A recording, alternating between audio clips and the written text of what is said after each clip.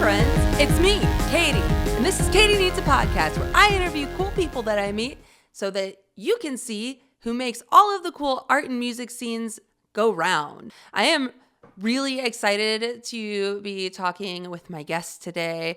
On January 31st, we're going to be sharing the stage at Bell's Eccentric Cafe, so you should all probably go. This band is from Grand Rapids.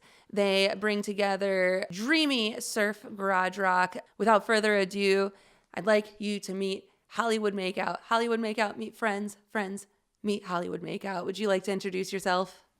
Sure. My name is Erin. I'm the lead singer of Hollywood Makeout and guitar player. My bandmates are not here today, but I usually am the one that has to take on, or that gets to take on any sort of like email responses. That's me. So if you're texting or emailing Hollywood Makeout, that's pretty much me. So yeah. So now you know the face behind all of the text. Mhm. It is absolutely lovely to meet you. I'm a huge fan of your music. As a matter of fact, I was just listening to it on my morning run today, and it kept me motivated to hit 5 miles. Whoa, Yeah, good. I immediately got home and texted my entire family. So I have come to understand that this all started when you and Cedric were sharing an apartment and Tim lived downstairs. Would you like to tell the story of Hollywood Makeout? Sure. We lived on Norwood behind Mulligan's for a few years. Our neighbor downstairs, his name is Tim, and he was in a band with my partner Cedric called Ghost Heart previously. It was a band that was around Grand Rapids for a while. And he has such an amazing singing voice. So we started playing together, Cedric and I started dating and playing music together. And then I was in a band called Tokyo Morose, which was sort of like a synthy bass band with a few friends of mine. And then his band, Ghost Heart, and my band, Tokyo Morose, used to play together sometimes. And then once we started dating, we just started playing guitar together. And he's a great bass player. He's a great guitarist, but he is very good at bass and just has such a really artistic eye, and just really is able to come up with some pretty crazy licks on the guitar, and really just does such a good job coming up with melodies and like bass lines that are really unique.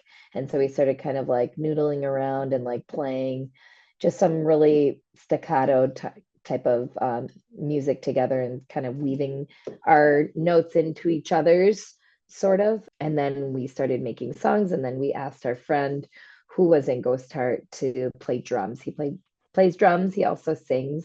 And so I was able to sing with him a little bit, and we just started playing in the basement of the house that we were renting. We were renting it from a friend of ours. So we got to take over the basement with our like drums and everything. And so that was great. And when it was just us three for a while, and Cedric was playing guitar, I was playing guitar, and then he was playing drums. A while later, my good friend Tim Warren came on to play guitar, and then Cedric started switching to bass. And I felt like it was really helpful because we needed like more of a low end sound to it. But at the beginning, we used to try to wear matching outfits.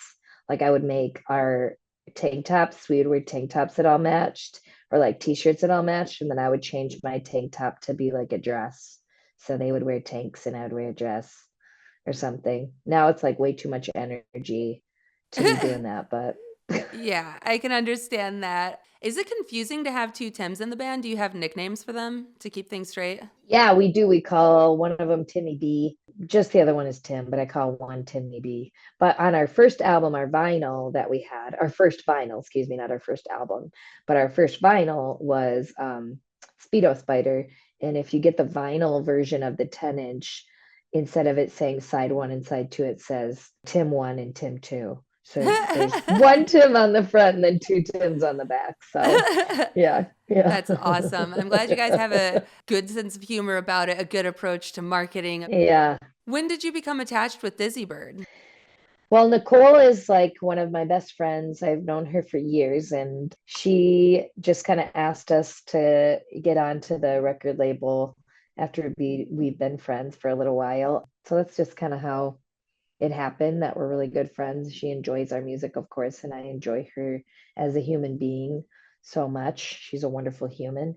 We just sort of popped on there, and then she was able to help us do our first vinyl album release. So we had a album release on that boat. It's called the Grand Lady, but anyways, and we had everybody on the boat come dressed in like nautical gear and stuff, and we rented the boat out.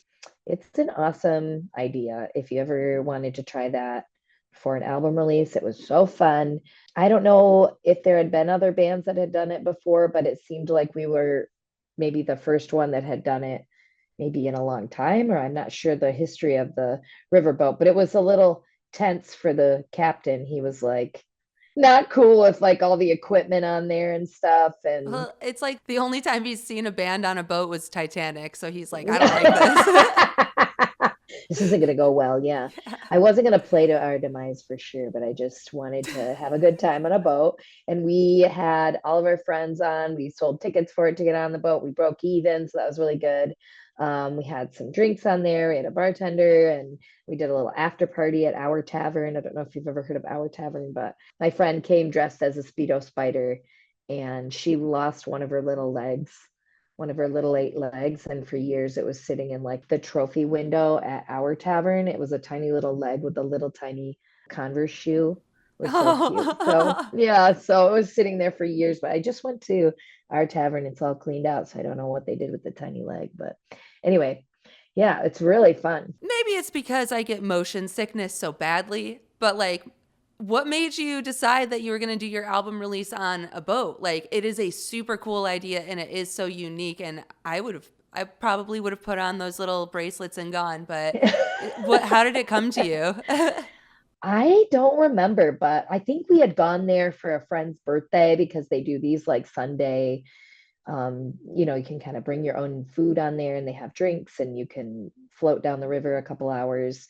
So we just did it for a friend's birthday and we were like, we should just like rent this whole thing out and play on here. And actually, fun fact, our drummer, Timmy B, is a magician as well as a drummer. And so he did a magic show before we played, and it was so fantastic. So we were like, we got to have him do magic and do this album release on this boat. So it was just the most fun time.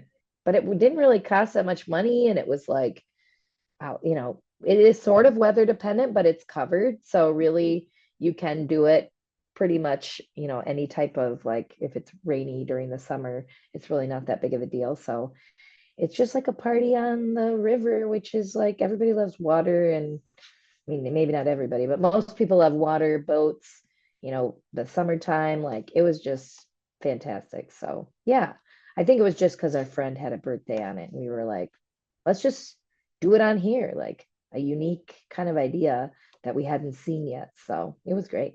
I don't know if you've seen this on any of the Katy Needs a Life posts, but my birthday is actually January 29th. So Oh, the 31st nice. is right around there. And if you want to let Timmy B know that I really love magic, I will. I try to tell him to do magic all the time. Anytime he's around me, I'm like, do a magic trick.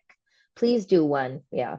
it would be really cool if he like did something where it's like he like hit the snare really hard and then the stick was like pop, pop, pop, pop, pop, pop, pop, and he's like, Yeah. oh no, and then boom, other stick doesn't Yeah. miss a beat. Yeah. Super I'm sure cool. he could do that. Yeah, it's just Yes, sleight he of can do hand. that. I'll let him Yeah. know. He has like some amazing, really mind-blowing tricks that I mean, he's done several of my birthday parties, my daughter's birthday party a couple times. He did a New Year's party for me, a Christmas party. Like, I'm always asking him to like please just do a few magic tricks and like he does, sleight of hand, card trick stuff, but he also does stuff where he can predict what you're thinking, which is amazing. Like he's phenomenal. Him and his friend Tony Sheckman, and Tony also does magic. He does a lot of like, mind tricks, like reading your mind type of thing. So, yes, you should. I will let him know and see if he wants to do something. I'm always trying to be his like hype girl. I'm always like trying to yell across the room to everybody that he does magic, and anybody I meet, I'm like, he does magic. So I'm like, I gotta just get him cards and just pass them out. Do you ever tour? Like, have you gone and done like a nationwide type of thing? Because No, no, but we should, and then we should have him do magic trick before. I know it's so or it's good. just like at the merch table, like give us Yeah. $1 and we'll do a trick or something. What I like him doing, is like he's done it at a wedding before, I think, where he did it. He went table to table and did like magic, for different people throughout the room. I can't remember what he calls it, but he'll do it through the room. So he'll just kind of like be a guest at the show type of thing, or like the party, and he'll kind of go around and do magic for people, like just at their tables or whatever. So like maybe he could warm up the crowd by like going through and just asking people to pick a card or whatever he is going to do. But I think that would go over very well. This town loves magic, they just don't know it. So, throughout the conversation, like earlier when you were talking about how the band came together, you mentioned so many good band names. And Hollywood Mm. Makeout is an awesome band name. How did you guys come up with it? Cedric and I, when we first started dating, we would watch a lot of movies in his living room, and we would blow up an inflatable mattress and just like hang out in the living room watching movies.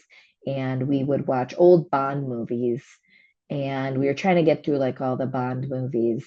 And the way that they used to make out in the earlier movies, when they would just push their face together and just stay like that and then just sort of move their head side to side, we thought was pretty funny. And it was like, we would call it like an old Hollywood style makeout, like back in the day. A great makeout scene in like the 60s and 70s would just be like, just shove your mouth opening together and just push really hard. It always seemed like the guy had his hand on the back of her head and was just like so intense. Then they would just move their heads like this. So that's kind of what we called it. Then we thought Hollywood Makeout is a great name, but we wanted the word makeout to be one word because aesthetically, like it looks better when you're writing it out. So even though it's two words, we made it one. So yeah. I like it. I love your merch. I really like your enamel pens and especially your 3D shirt. I know this might be a little bit like uncouth, but definitely try to bring some to Kalamazoo if you Yeah. can. Yes. You all have been a band for 14 years, right? Is that right? Or is it Yeah. 12? Oh, 12 years. 12 12 years. years. Yeah, we Yeah. started in 2012, which is so long ago. I know, but it's like weird. Time has been like a weird accordion, right? Where it's like Yeah. it's ebbed and flowed and stuff. But Hmm. having been a band for over 10 years, I might categorically put you all as like kind of like a legacy band at this point, where Mm. it's like you've surpassed a certain point of time that most bands don't make it to and stuff. Yeah. So, what would you say are like the peaks and valleys of being in a band for such a long time? Well, Cedric and I are together. So we've been together since the band started. So as long as we're together, the band will probably be around, So, and we're not going anywhere. So, it just seems like as long as that's the case, then we're, sticking together. There's been times where, we've taken periods where we just couldn't play, obviously during the pandemic. During the 2020-ish, I had, or 2019, at the end of 2019, beginning of 2020, I had gotten cancer, and then I got pregnant, and then the pandemic happened. So it was like a big break, obviously, in our time together. And then our good friend, Timmy B, who's a drummer, he also has two kiddos as well. So there's periods of time where we had to take a little breaks because of, having kids and stuff. But we've always been really good friends, been really close. That's just kind of how we've kind of gone back and forth between playing, practicing a lot, and then taking breaks because of family or situations in our lives. But I think as long as Cedric and I are together, it's probably going to continue. We, haven't played as many shows as I think we would like to have played in the past, like few years here since we've had a child. Not that that's a negative thing in any way. It's just your life is different. It changes and you don't have as much time. And she also, for a long period of time, just didn't want us to play any music because she just didn't want us to do anything other than pay attention to her. So that's been really tough. But now she's gotten better because she enjoys singing. So if we're playing, she will get the microphone and she'll sing because she thinks like it's her stage, it's her time. So she's like all about singing. But yeah, so that's just life happening and kids happening kind of makes it a little bit more difficult. Although she's just made our life so much better. There's no negatives at all. You know how it goes, it's just your life. But, we still always play together. We still remember all of our songs. We still love to play music, and we have a band practice space in the basement of our home that Cedric just redid. So we have an even better place to play now. So it's great. So you are all musicians since childhood. How did you get into music and find yourself in bands? And just to add on to it, now that you all are having kids and stuff, how important is it to you to pass on music to them?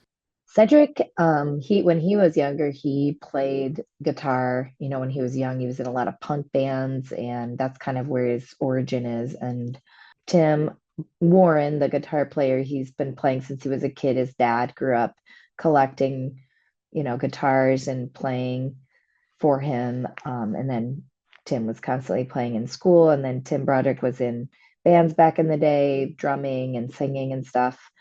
And then for myself, I know growing up, I played piano and had to go do piano practice at this lady's house that always smelled like hamburger helper at her house, which is like a bad smell to me now because her house was just like the worst. It's fine though. She always got in fights with her daughter all the time. So every time I go over on Wednesdays, her daughter would come home and she'd be like screaming at her daughter while I'm trying to like do scales. It was like really awkward and just like she would just scream at her and like it was just not fun. But then I started playing viola when I was in the 5th grade until I graduated high school. And then, so I was sort of familiar with string instruments, always was in choir. When I started going to school, I started getting to be friends with people who were playing music in town and going to see shows. I started dating a guy who taught me how to play guitar. And then I met other people, in the music scene. They started teaching me how to play guitar as well. I started Tokyo Rose. I played strings in that. So I just sort of like went to warehouse parties. You just kind of be at 1111 Godfrey, something around like Grand Rapids, and going to like a warehouse show and meeting this person or like hanging out with a band. I don't even know. I don't even remember. I'm 37 now, so it's like I have no idea what happened. But for my daughter, and at least for Cedric and I, we really like to play a lot of different styles of music for her and let her kind of choose what kind of style or what type of music she likes. But really, we expose her to all sorts of music. We don't really listen to the radio. So she doesn't really know any like, popular, like, Taylor Swift or anything like that type of stuff. We just make her listen to what we like. And she seems to really enjoy it. So we have a big array of styles of music that we really enjoy. So she loves to play. She's got a little guitar. Those Loog guitars are great. I don't know if you've ever seen them, but they're for kids. And they're like a smaller version of a larger guitar, is how it's advertised. And it's the top 3 strings of a guitar. And so when you introduce it to a kid, you can actually play those same like chords that you can play on a bigger guitar. So she's sort of like prepping, to kind of play guitar maybe later on. And we just let her play drums, and we got her a little, my sister got her a little speaker with 2 microphones. It's got like reverb on it and stuff. So she can sing and she can carry the speaker around. And so we just like to expose her to it. And she really enjoys sitting and listening to us and playing with us. So I think it's really important. But I mean, I know not everybody has those things available to them, but I do think she has a natural way of hitting the right note when she's singing, and she does have very good tempo and rhythm. since we've been singing and playing for her since she was born. So I think that's been really fun and she enjoys it a lot. So With your albums, they're all so different. From the first album that I listened to that came out in 2014 to the last album that I heard that came out in 2021, it's really spanning. What are some of the stories that went with those albums? The most recent album was one that felt like very personal. Would you mind expanding on some of sure. the? Yeah. The one that was the most recent was recorded around the time that I had found out that I had had breast cancer. We had actually started recording the album while I had just found out. And so I had actually already come up with all the songs. It is heavier, I think, but it didn't come from a place of like sadness or anything during that time because I had written all the songs before I had found out anyway. Once we got to the studio and we started really recording them, it was in my head, of course, that this had happened, but it wasn't like something that I had written about. So, really, that album doesn't have a lot to do with what was going on at the time. But I think the older I get, the more I am a little bit more introspective. And there has been a lot of things that have happened, I guess, since the first album.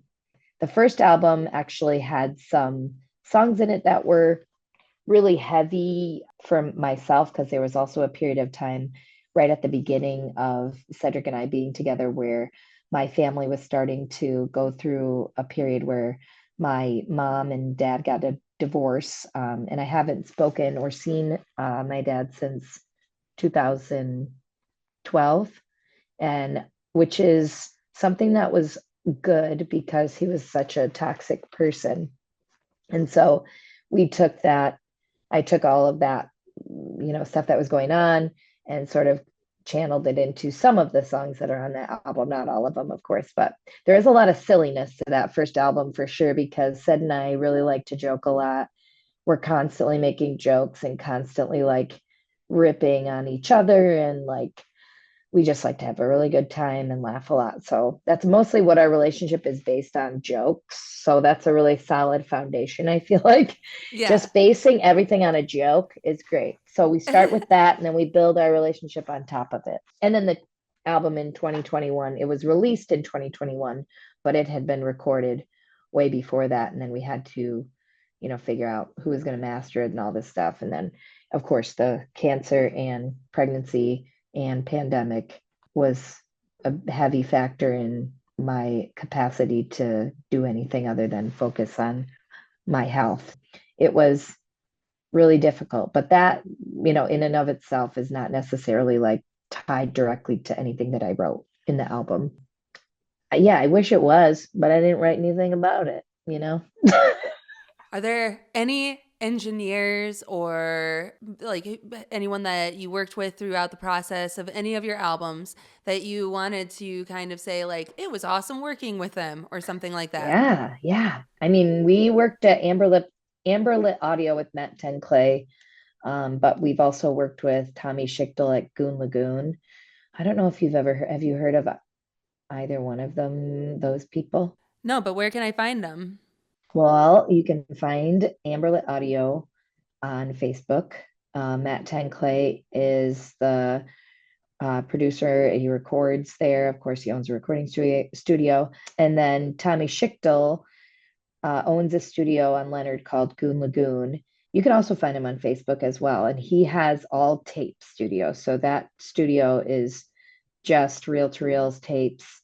So we recorded just all onto tape at that studio, which is so cool. And it's just such a joy to be there because everything inside of his studio is like a relic, and it's such a cool space. Like, if you ever have a chance to just walk in there, it's enough to just walk through there and leave and just be completely inspired. Yeah, it's a fantastic place. And Tommy Schichtel is in several bands, one of the biggest being the Concussions, which is a band that plays in only skull masks. And They are fantastic. So the B-sides is another one that he has, and I really enjoy the B-sides as well. But he has a lot of projects that he puts his fingers into. So yeah, or dips his toes into, I think puts his both work. fingers in. I don't Yeah.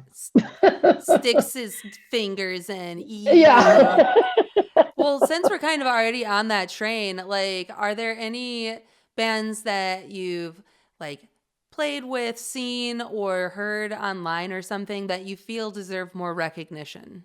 We played with La Luz, which was really cool. That was a band that I think was one of our bigger shows. It was really fun. We have a lot of friends that play in bands around town as well that we've played with that we really love. Coffin Problem is one that my friend Sean is in, and that's a great band to just kind of go see live. It's pretty heavy. But another band that Cedric and I really enjoy that's not necessarily super big is R.M.F.C. It's not a local band or anything. It's a band that we just really enjoy if you wanted to check them out. And then Cola is another one that we really, really love. That's not a local band either. It's a bigger band, but gotta look Cola up and R.M.F.C. for sure. Yeah, there's a lot of great bands around town, but those are the ones, kind of right off the top of my head that I think about quite a bit. So yeah. Coffin Problems is also on Dizzybird, right? They are. Yeah, they are. Yeah. Yeah. Well, everybody who's listening right now, go and check out all of those bands. I'll be linking all of the things I can find from them in the description. We're coming to the end of the interview. I really appreciate your time. I've got just a few more short questions. What can people look forward to with Hollywood Makeout in 2025? We're trying to write more songs. We have actually a couple new songs that we're working on. We'd like to focus on getting together more in the new year since we've tried to build out our space in the basement and try to focus on, maybe writing more songs, playing more shows since our daughter is a little bit older and she can tolerate us playing. Um, we're not too terrible now to her ears. So yeah, so we're hoping to write more songs, play more shows.